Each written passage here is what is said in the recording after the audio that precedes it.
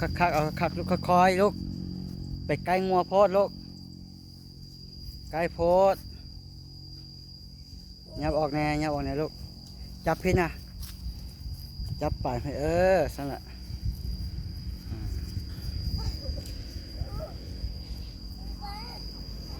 ส้มคิดฮอตโทนี่บ่คิดฮอตเหรอดีใจบ่เห็นโทนี่มาน่ะเนาะ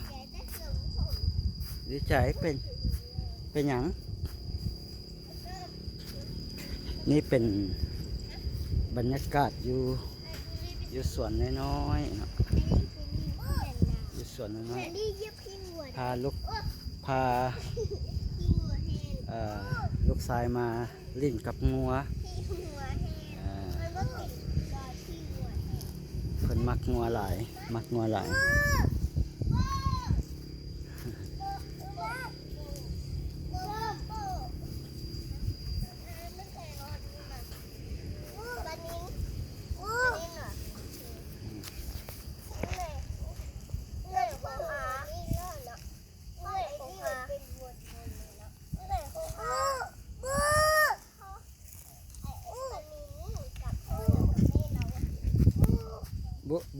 โบให้หยังลูก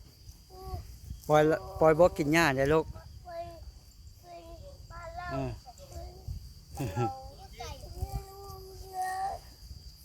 ืม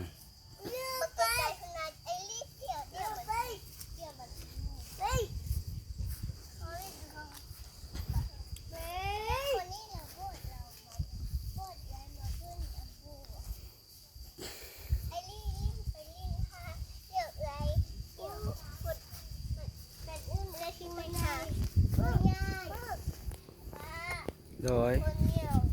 แกส่งไหมลูกเนี่ยยุใส่ก็ได้แกส่งก่อนแกเป็นบ่ฮะ